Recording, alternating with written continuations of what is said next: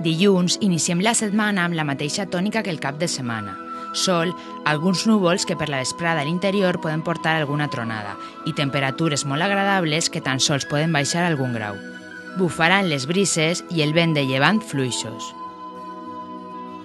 Dimarts, i si es manté la previsió, tindrem de nou una jornada molt agradable amb sol i algun núvol. Bufaran fluix les brises i el vent de llevant, i a l'interior podrà caure alguna tronada.